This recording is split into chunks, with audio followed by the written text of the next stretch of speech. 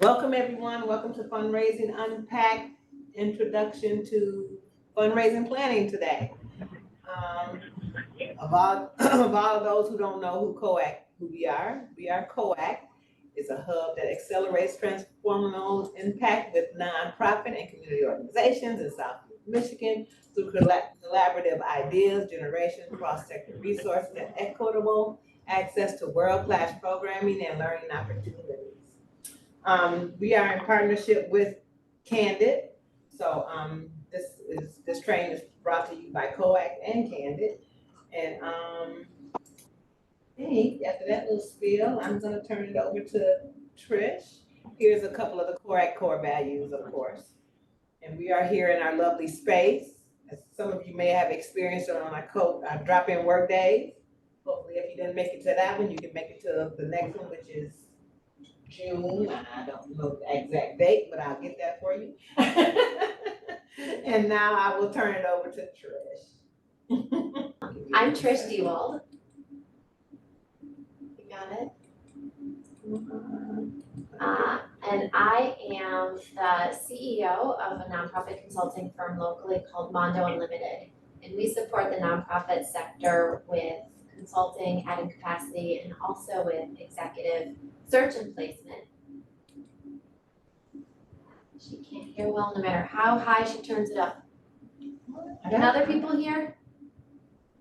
It's important that you hear us, actually. Can everybody hear? Give me a thumbs up. Okay. Thank you.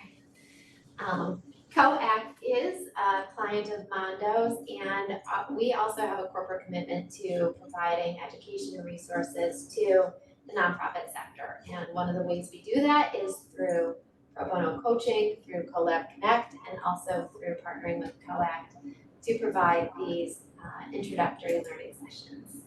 And so today, we're here to provide an introduction and overview to fundraising planning. Obviously, in the course of the next 50 minutes, we're not going to be able to design and develop full fundraising plans, but we'll certainly be able to at least give you the core fundamentals of why it's important, what you might want to include in it, and then some strategies to deploying it. All right, so what is the This is me, Trish. That's I'm you? sorry. Yeah, for some reason my microphone kicked back on. So I got it off now. All right. So what is a fundraising plan? Actually, go back just one slide, Asteria. Right, so we're gonna be talking about the basic steps for developing a fundraising plan. Some of this will look like talking about your assets. What is a case statement, a case for investment, the reason that folks are giving to you? How do you design and develop goals? And then finally, what does a fundraising plan look like? So what is a fundraising plan? Yes, everybody will receive a copy of the presentation. This will also be available online through COAC's website within a week or two after the session. So in case you want to hear what we said again, you'll be able to jump around that recording. So a fundraising plan is your roadmap. It not only identifies the pieces of work that you and your team, your volunteers and staff are going to be working towards, but also it's a living, breathing document. Hold on 1 second, I gotta turn this thing down. It should evolve as you continue to do your work. So your plan isn't something that you write and print and put on a shelf. It's something that you write, you work, you rejigger, you revisit, you adjust throughout the course, but it gives you really good roadmap. And so over the course of this time, we're going to talk about how to develop that fundraising plan. Not only identifying your assets, writing the case statement, setting goals, making plans, but then also a little bit on how to evaluate your plan's efficacy. But before we dig into that, I just want to share with you this little, this pie chart. There's two pie charts actually that we're going to be sharing that provide a little bit of context for you so that as you think about your revenue compared to trends across the sector, you'll see here in this first slide that it breaks down nonprofit revenue overall globally. And then the second slide will focus in on just one piece of this overall pie. So what does this tell you? What do you notice in this chart? What story might we tell based on this information?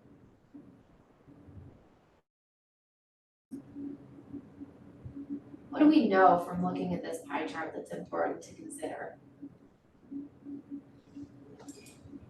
Trish, does that 70%, does that represent revenue brought into the nonprofit by people paying for services? So what was the question? I'm sorry. That program services that shows 70% of the revenue, is that people paying for services from that the nonprofit provides? Got it. That's fees paid by individuals and sometimes the government for services. Okay. And so this is pulled into the Candid data source from both the 990 full form and the 990 easy form. And for those of you who spend a lot of time looking at the 990s, it's line 2. Part 8, line 2. But thank you for calling that piece out, right? Like that 70% is a big chunk of the revenue sources for nonprofit organizations. But when we think about the whole nonprofit sector and how we're supported, fees for program services globally can be the largest category of revenue. However, when we're looking at the contributions, we're looking at foundations, and then this contributions category also encompasses giving by corporations and individual donors. And so we'll look at that more granularly on the next slide. I am muted because I'm sitting next to a stereo, which is a problem. If I unmute, then you hear all sorts of feedback. Are you still here? Somebody still here? Somebody's having issues. But people can hear me. I got everything off. So this data is pulled from 2022, and you see this is almost $500 billion of revenue given into our sector. And so we look at the private sources of support for nonprofits across the US, you can see that despite how we spend a lot of our time and energy and effort, sometimes typically, foundation corporations together account for just a little piece of the charitable giving. Most of the giving in our sector comes from individuals, people like us who make a decision and give to their favorite local nonprofits, schools, and places of worship. And so, why do you think this is? And folks that have been on some of my sessions before already know why this is. But why do you think this is that individuals make up such a substantial part of this contribution pie?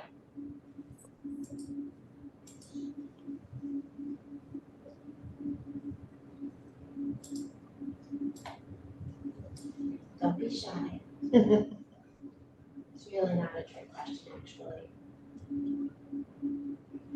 Because the other sources don't give unless there's already giving from the community. That can certainly be the case. Absolutely. Some investors are looking for proof of concept and social proof, social buy-in on the organization.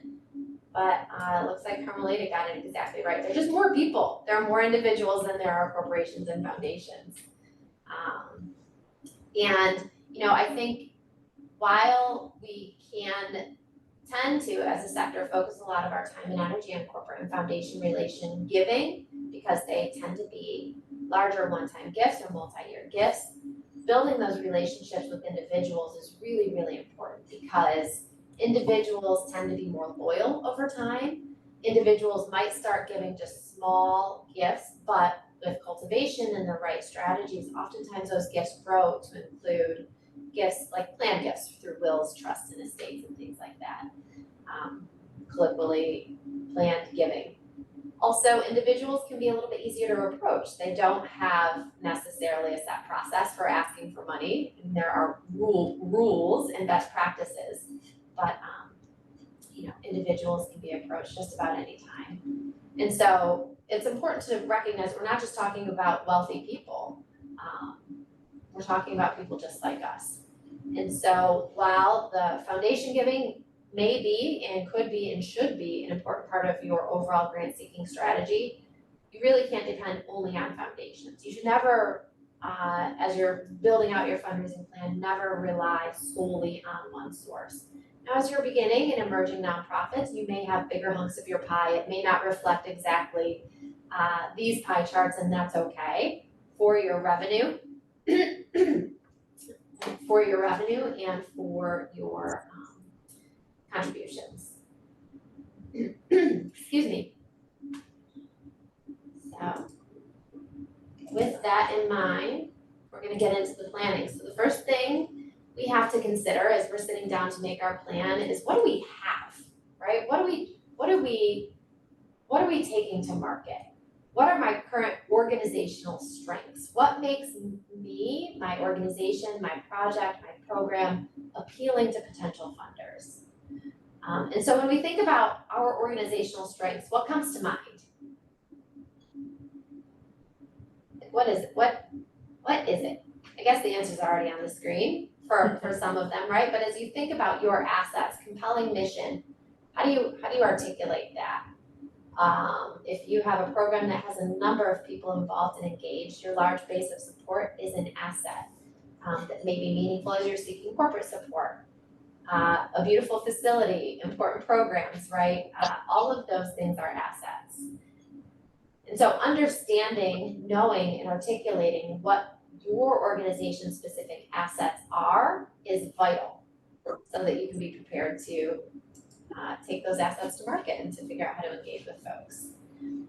And so one way to think about your assets, and it's a simple tool that'll take us back to some of our earlier learnings, but thinking about a SWOT analysis. And this doesn't need to be a long, drawn-out, multi-stakeholder engagement, but just, you could do this on your own. I always love more input and different points of view, so to do it with your staff, to do it with your volunteers, to do it with anybody who knows your organization's assets, invite them to the table and do a SWOT analysis. So thinking about your strengths, weaknesses, opportunities, and threats will help you to, one, articulate what it is you do well, but also help to identify where you might need additional funding or where those weaknesses and threats are that you could then turn into funding opportunities. Let me drop this in the chat because there is a tool here for doing a SWOT analysis, I think. It is. Okay, and so once you focus on your strengths, weaknesses. Not interested. Is there a question or is it just somebody else? Okay. You need Elmo. All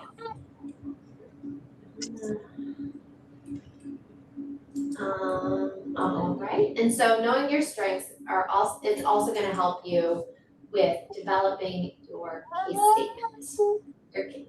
Your case statement could also be called your case for investment, but it's really articulating what it is about your organization or your program that identifies the need and justifies its opportunity for support. So it's when I'm working with clients, we get mute too. Sorry, thank you. Let me, So the basic components of a case statement, there are versions of this that you can go through, right? You can hire consultants that walk you through a very robust process. You don't need to do that. You can do this again with your team, with your staff, with your volunteers. It's a written document that gets you ready. Yeah. Lene, can you mute? is it Lene? Somebody just dropped it in chat. Sorry, you guys. But they're basic components of this case statement that outline the general argument, for lack of a better word, for why your organization is ready and worthy of support. They can be For like a small to medium-sized nonprofit, they could be as simple as 2 pages, they could be as long as 10 pages, but it certainly doesn't need to be anything more difficult or cumbersome than just these important facts, basic steps about why your organization is ready for support. And why this is an important first step in the fundraising planning is that it gives you and your team an opportunity to collect data that shows your competencies and the effectiveness of your work.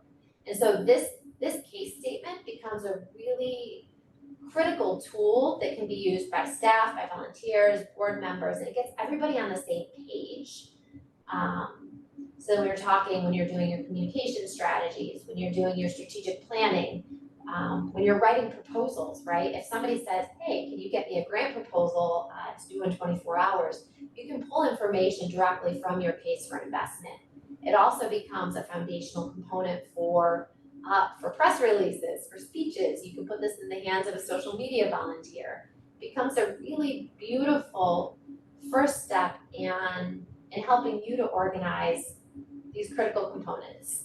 And so let's just take a few minutes, and you can do this on paper on the side, you can do this a little bit later, but let's just take a few minutes and list out a few things that your particular organization does to fill a need in your community.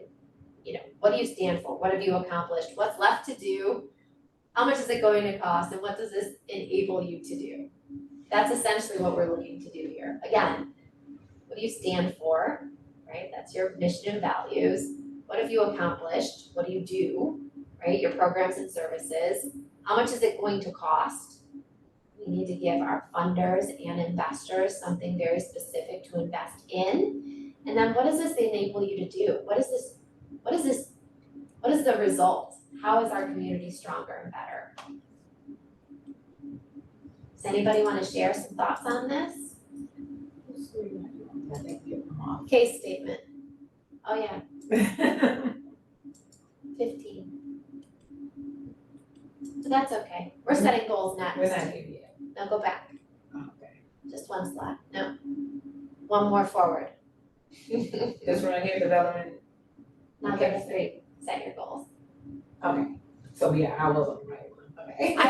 Yeah. You were just a little bit ahead of me. Okay, sorry. Thank you for your patience with us today. Usually Yes. Asteri and I do this and we're in separate, last time I was in Costa Rica and she was in Detroit and it was so much smoother. Now she's sitting like I can touch her right here and we're having our technical challenges. Thank you for your patience. So when we set our goals, right, start where you are. So first, you identified your assets. Second, we developed your case for support. And in this step, now we set your goals. So before you can articulate where you want to go, you need to be really clear about where you are now. So you want to start this part of the process by thinking about what are your current fundraising strategies, right? Who currently funds you? Who are your biggest funders? Where could you strengthen your funding base? And so looking at your current funding situation gives you a really clear understanding of where your current support is coming from. But in order to do this, you have to have a really strong method for tracking your support. This looks for some folks like an Excel spreadsheet. Hopefully it looks like more than sticky notes on a wall. For some organizations, it's a CRM. But it's really important for your organizations to have a really strong system for tracking your support. There's lots of different options when it comes to fundraising software and tools, and Candid, actually Candid.org has some lists for grant management and donor tracking software. It can be expensive to make investments in that, but it doesn't have to be expensive. So just do some research. If you don't have that, determine what's best for your organization. But really, in new and emerging nonprofit organizations, working in an Excel spreadsheet can be a really, really beautiful tool. And so, if anybody's using a grants management or donor tracking software system that you like or that you would recommend, feel free to drop it into the chat. Be really robust for other folks to see what you're using. But if you're a new organization, your list of current funders might be family and friends or your board members. Everybody starts somewhere, right? So it's okay if it's small. But then as you're looking at your largest funders, what sources are generating the largest revenue?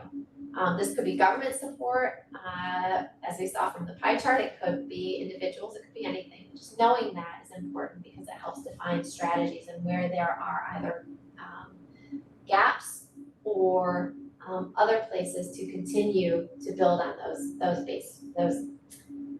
avenues for support. And so where can you strengthen your funding base?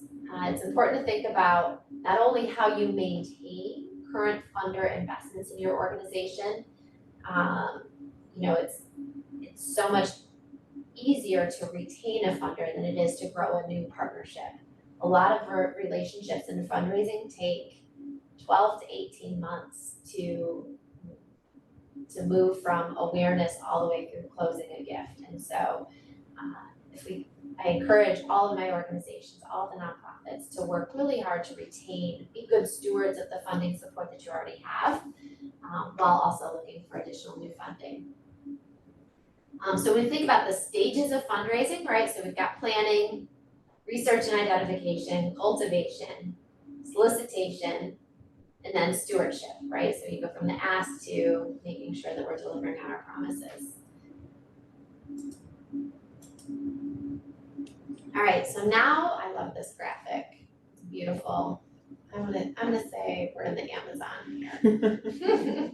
But now that you've articulated where you are, then you can determine where you need to go and then how to get there. So you hear an awful lot from funders or in this nonprofit space all the time. Diversify your funding base. What does that mean? How do you do that?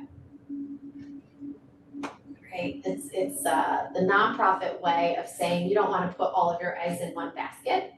You want to put your eggs in lots of different baskets.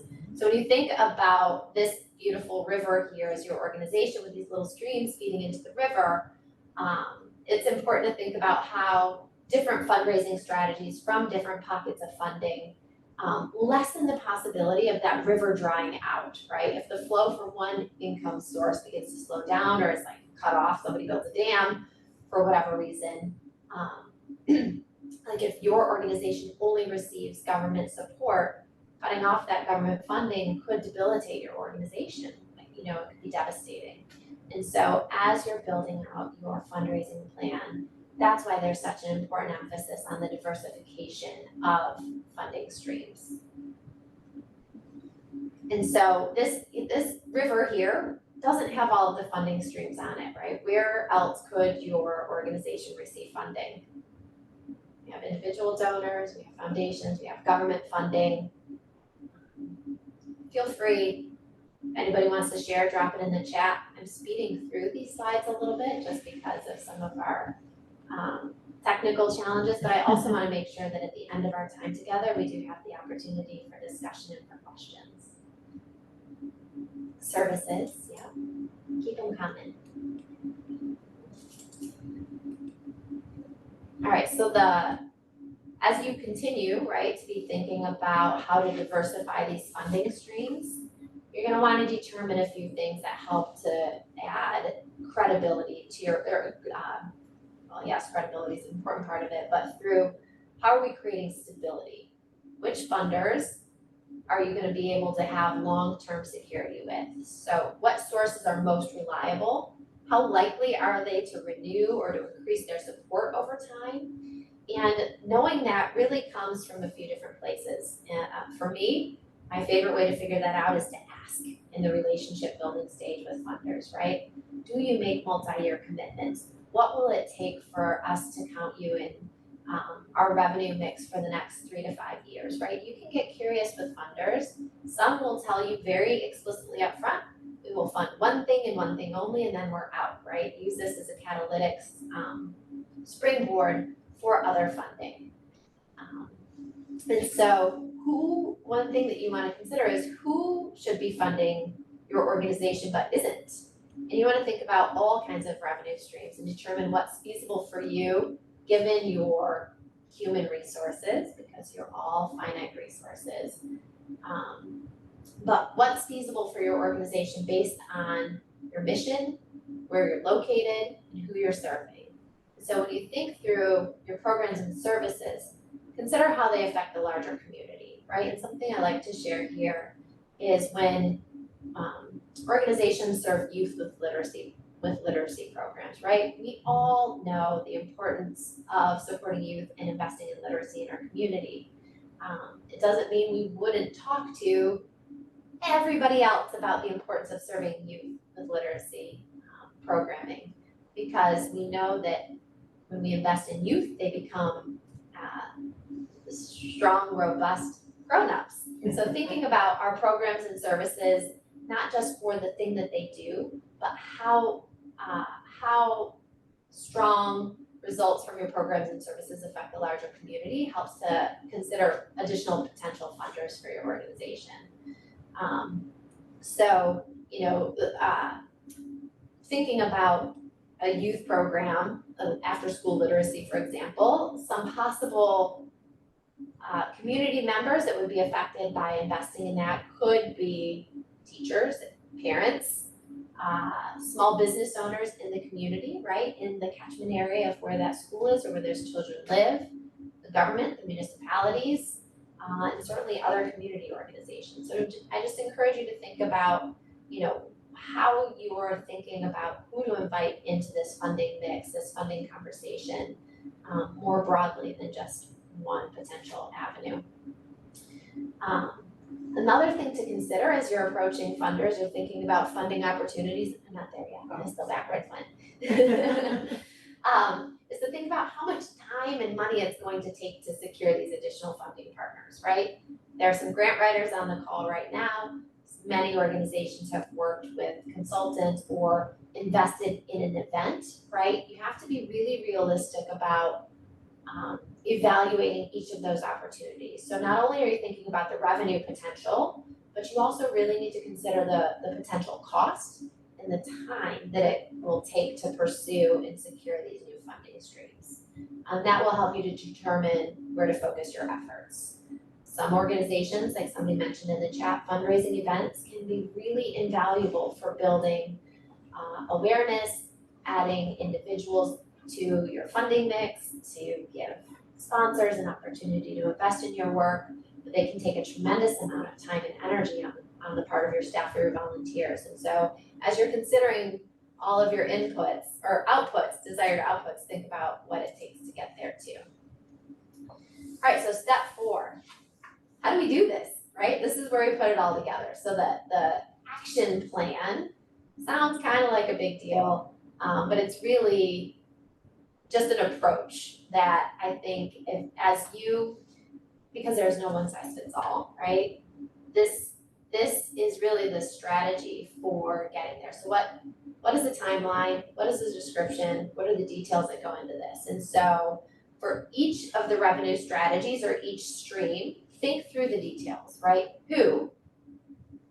And each strategy can have separate buckets, right? Individuals, foundations, corporations. When and what, right? What are we asking them for? What's the case? You've already crafted your case for support, but you might have a specific case for investment for each of these individual streams. And then what's the approach? And so once you think through those, you can create a chart, a timetable, and narrative that outlines these details. And there was an example of one of these in the handouts. So, you can't just say, I want $60,000 to do a program and it just shows up, right? It depends on a lot of different variables, like your funding history. So for example, if you haven't received very much funding from private foundations, I would encourage you to be very conservative in your goal projections. When I'm thinking about my prospects that I'm going to approach for fundraising, I like to use a rule of it'll take at least 3 funding prospects to get to the one yes. And so that means I'm going to make an ask 3 times and hopefully get one person to say yes. Or you need 3 times the prospects than what you actually need. So if you need $60,000, you need to identify, and you need $60,000 from say 3 foundations because they're just gonna give you 20,000. That means you need to research, identify, get ready for, and approach 9 foundations, asking them for $180,000 to get you to those 3 gifts at 60. That was a lot of math words out loud without showing it on the screen, but just think about it as 3 to 1.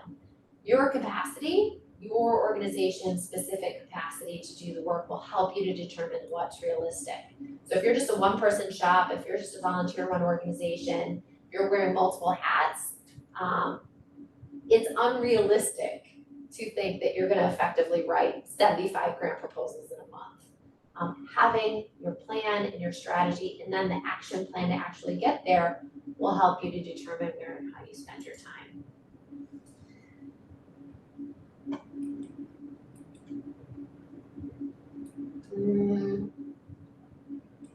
Candid profile. Oh, I remember what this was about. This was just a little commercial break for you to go to GuideStar. GuideStar is sort of a clearinghouse, puller together of information about nonprofit. They can't see the screen anymore. They can't see the screen anymore. I see the screen. Funny. It should say poll. Have you ever seen your nonprofit's Candid profile? I encourage each of you to go to GuideStar, do a search to see if your organization is listed in GuideStar, and then claim that profile. It's free, and as you work your way through the seals of transparency from bronze, which is basic, all the way up through platinum, they're just really good transparency tools. Thank you, everybody who can see the screen. Okay. They're really good transparency activities that you probably are doing as a nonprofit organization, just getting these streams of revenue into, these transparency tools on your website, just is really good practice. So if you go to guidestar.org, claim your Candid profile, and it could help you. It just is good practice. Okay, so on the next slide, hopefully everybody can see the next one. It looks like an example. It says goal raise $60,000 from foundation grants by the end of this calendar year. This is an example of something that would go into your fundraising plan. And then how do you do that? This is, you're reaching out to potential prospects, you're looking, thank you, Carmelita. When you're gonna be doing it, right, if you wanna do the research and identify the prospects, you've gotta front load that in the early part of the year. You begin to gain alignment, to do some peer screening with your staff, your board, your volunteers to see who has alignment connections. You do that in the first quarter of the year. And then the Q2 work is really around preparing and submitting the proposals and the LOIs, following the rules for the funders to help get you toward success in that goal. Next slide. Yep. I went to the next slide, but this is just out of order. This is an example of the Candid profiles. This goes with the commercial slide before. This is just an example of what a Candid GuideStar profile will look like. And then the next slide is about those seals of transparency and how you can show through Candid your organization's mission, different programmatic examples, your financial and leadership information, then how you measure the progress and support. Going through the activity of getting your seals of transparency is just really helpful as you start to do your fundraising planning and to develop your case for investment. It's just a good credibility tool. Hi, this is Jolynn from Isaiah 58. Now, Candid only will kick in once you get your 501c3. Correct. Okay. Yep.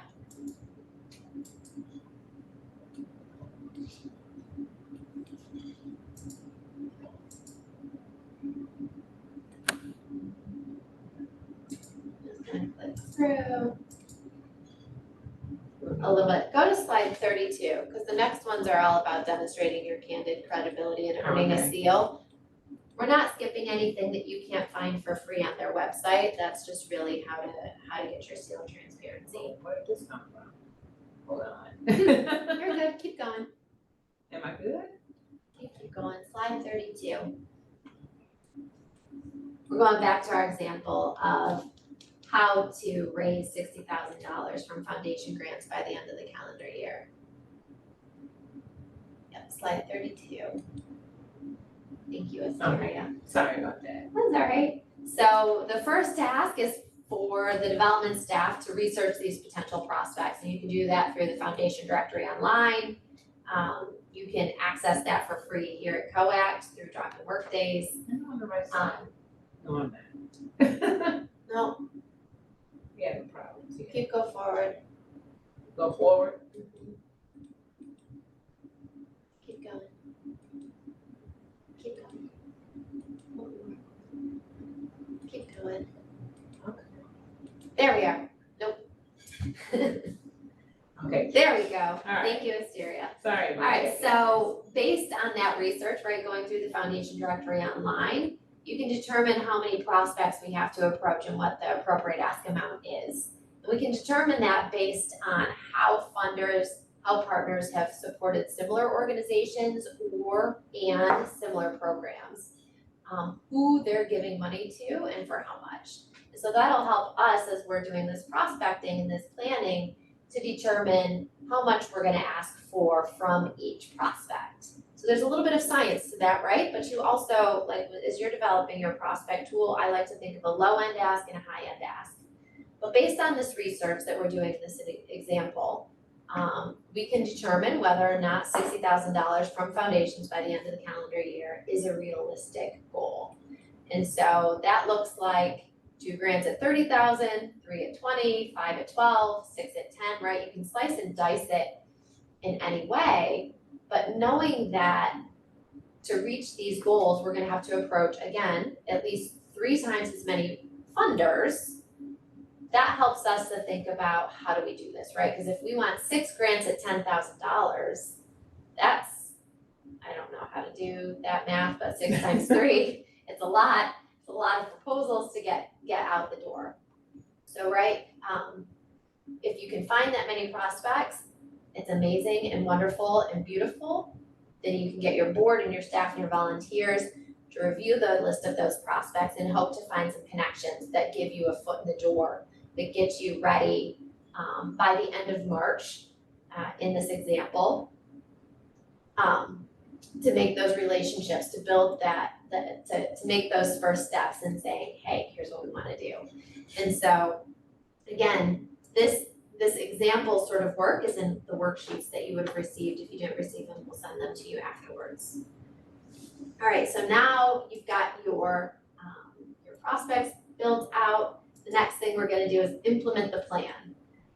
All right, so you're gonna be working that plan, you're gonna be checking in regularly at board meetings, staff meetings, committee meetings to make sure that you're on track. So this isn't, again, like I said earlier, this isn't a tool that you create and never visit again. It's a living, breathing, working document. You can and you really should revise and adjust it along the way as you begin to see what's working and what's not. And that's important to socialize that with your volunteers and staff too, so that morale stays elevated as you're making asks, because you'll get no's, and those no's are really wins because, while we want the cash in the door, the no's give us information about where to focus our time and energy. They can also get us ready to become yeses even with a similar funder or the same funder for the next round. But this plan can be used to guide meetings, can shift strategy, but it keeps you moving in the right direction, right? It keeps you from guessing, it takes it out of your head, it puts it on paper, it gives you a tool to work with your volunteers and staff, and it's a really beautiful accountability plan. And so, how do we know if your plan worked? Was it worth it? Did all of the energy and effort pay off, right? Please don't create a fundraising tool and then just stick it on the shelf, right? This tool is something that can guide your work. It can help you when you set up your week. I've had organizations that will carve out specific time of day based on their preferred work style for research, for writing, for relationship building. Use it for your team meetings, use it as a guide, and work the plan. This becomes a really, really robust tool for working. And I should say, work the plan with your volunteers, staff, and team, or yourself. For small and emerging nonprofits, the accountability to the plan for yourself is really important too. Another thing that you'll want to be looking at as you evaluate your plan was the amount of money that we raised from this effort worth it?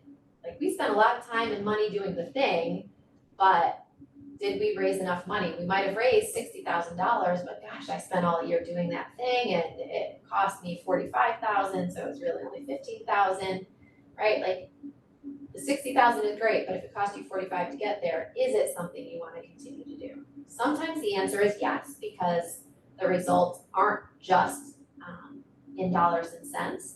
That $15,000 in revenue could also look like 300 new constituents who came to an event and engaged with your work and now are ambassadors for your program. But as you have your plan and you look at what you've done and what's been successful, it will help to inform your plan for next year. Did the means get you to the end? Can we do more of that next year? Did we do too much of something last year? Where can we add resources so that we can deliver more on our mission?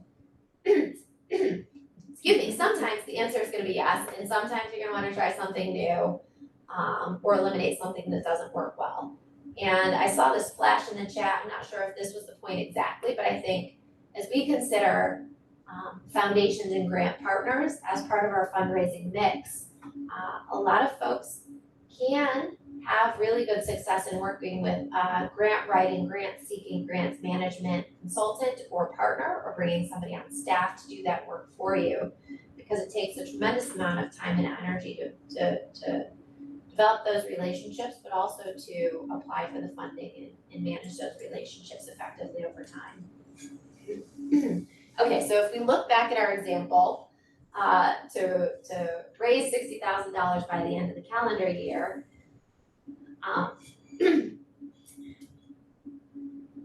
I thought this was gonna show us the results of our plan. I thought we did this with the results in it. Well, anyhow, this is just a review of the plan again.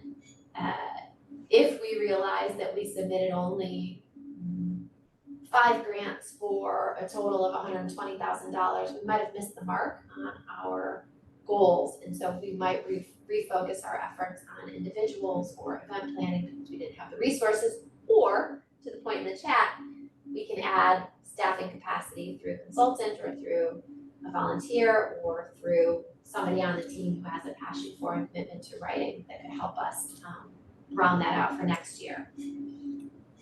All right, so we covered a lot of ground really fast. You bared with us through some of our technical challenges, but you're still here, and thank you for that. So just looking again here in summary, those 6 steps for review, they're up here. I don't need to read them to you, but I'd like to take this opportunity to open the floor for discussion about what questions any of you might have about any of the steps or reflections for the greater good. Yes, thank you, Carmelita. You get what you pay for. A successful grant writer isn't cheap. And to that point too, right, just because somebody is really good at writing doesn't mean they're a good grant writing partner.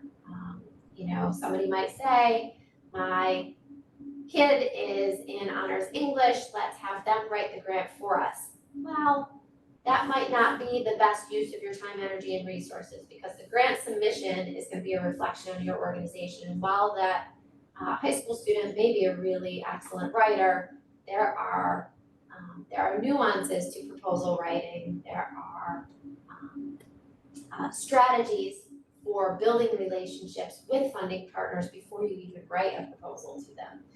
And so we have a intro to proposal writing course through Collab Connect. Somebody asked about factoring in fiscal sponsor to tap into bigger grants. I think it's a really good question, and depending on the structure of your relationship with your fiscal partner, some fiscal partners will go to market with you on grant writing. I think zooming out even further, part of what makes us successful fundraisers is credibility. And as organizations are emerging in the market, there are different ways to build credibility and to be investment ready. For some organizations, that means a fiscal sponsor. How could you use your fiscal sponsor into finding additional bigger grants? One, depending on the relationship with them, you may be able to ask them who funds them, assuming they're a similar style organization to yours, and ask for relationship introductions to some of their funders. Also, having a strong and involved fiscal partner can show other funders, other potential partners that your organization is taking your fiscal responsibilities very seriously by having a back office support in that space that is managing that while you lean into your greatness and deliver on your promise to the community with your programmatic support. Are folks using a model of paying grant writers a percentage of the grants they secure, or more using flat fees? I would never recommend paying your grant writer based on their success, because it's not fair. Two, it doesn't tie back to the effort that goes into it. Three, your funders aren't trying to invest in that particular way. So, as you're considering how you pay for your grant writers, you may consider a part of their goal, right? Like if you want them to bring in $100,000, if you think it's gonna take, 6 grants for you to get there, you'll have to do the math on what the investment is that you can make in that. But structuring it as a percentage of success, it really puts you and the grant writer in a sticky, icky situation that I wouldn't propose. Most grantors frown upon that. Oh, the funding, yeah, the percentage of grants they secure, right? You wanna pay the professionals a fair wage for the work that they're doing and working with you and your volunteers. Look, grant writers aren't magicians, right? They're gonna have to work with you, your volunteers, your staff, to really understand what is the programmatic endeavor that they're going on. There has to be some sort of partnership in identifying the right partners. Ideally, you as an organizational representative has already had a conversation with a program officer at a foundation or corporation, so that you know whether you're a good fit for their funding opportunity.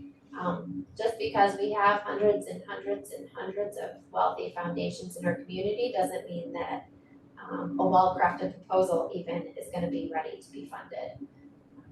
These are all relationships, whether they're individuals, corporations, foundations. Conversations are important. Those relationships should stay and live within the organization. How you add resources is really important too. So thank you for the question.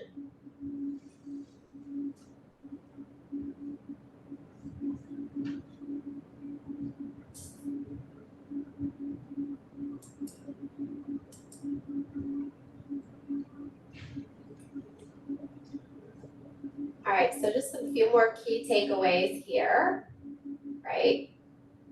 What are your strengths? Knowing where you're starting, where you need to go. What are your strengths, weaknesses, opportunities, and threats? When you think about diversification of your funding, who are your strongest supporters this year? But knowing that they might not be your strongest supporters next year. So who do you need? What do you need to bring into that funding mix that will help you have that strong, robust, flowing river? Setting realistic goals, making sure that your plan is applicable and appropriate and actionable for your organization, right? We wanna create a plan that's achievable. We don't want you to put together a plan that says, I'm gonna approach 75 funders this month and above and beyond your resource capacity. And then evaluate that plan, check in with it regularly, monitor that success. It's not gonna be perfect at the beginning. It should never actually be perfect and done, but get it on paper, use it as a learning tool, use it to learn things about your organization, where your volunteers, where your staff, where yourself, where you are able to invest the resources. Be kind to yourself, be flexible, make those changes as necessary, and then once once you realize what you're good at, keep building on those successes, but also learn from your weaknesses, right? So that constant evaluation and evolution is an important part of how we show up in this place and space on behalf of the community. Carmelita's dropped some helpful hints into the chat about how to be best prepared to work with and partner with a grant seeking partner, how to work with a grant writer or even a grants management partner that will help you to save money and time and frustration and energy. Having this plan in place, having a strong and robust case for investment, support and engagement with a grant writing partner, because they shouldn't create all of your dialogue. They are not they aren't your organization, but they can be really good partners to your organization. I think I saw up in the chat, somebody asked, does COACT have a list of grant writing partners? Through our partnership with MCR, there's been a resource that's recently released called Dovetail. Is it dovetaildetroit.org, Asteria? I'll find it and I'll drop it in the chat, or Asteria will drop it into the chat. But it is, Amber's on. Amber, you wanna drop it in the chat or talk about what Dovetail is? It's a great collection of resources for folks in our region that provide technical assistance. Thank you, Amber. Thank you, Amber. That provide technical assistance for nonprofits that are seeking support from consultants or other resources. It also looks like AB has a grant writer that does pro bono work. There's an email there to reach out to them. So thank you. This I really appreciate everyone sharing their knowledge, their experience. I know Carmelita said sorry for taking over the chat. Your input and your resources are invaluable to this conversation. Each one of you has different experiences to share that make this this kind of session robust and helpful for everybody else. And as you go away from this training, if you have additional questions, you can engage with COACT on social media. They have shared our contact information, and our next free intro, super fly by fast opportunity to learn is June 4th, same time, same place, and we'll be talking about the introduction to individual giving. Okay, and now comes the fun part. We need you all to take our lovely survey. If you can scan the QR code or put the link in your link in, and please take our survey before you leave today. It would be greatly appreciated. I know despite all of our technical difficulties today, it's usually not like this, so don't hold that against us when you're taking a survey. But if you could please just take a few minutes, about 5 minutes or so, just to complete that survey, that would be greatly appreciated.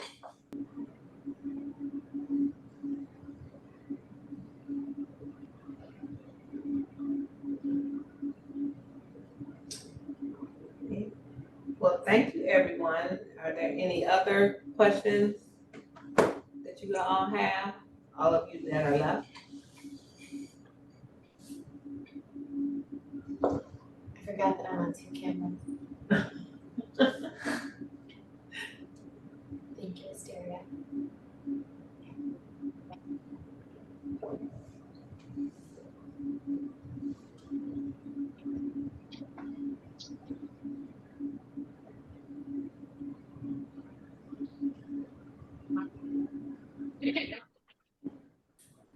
Well, okay, if there's nothing else, you all have a good rest of the day, and we enjoy having you all.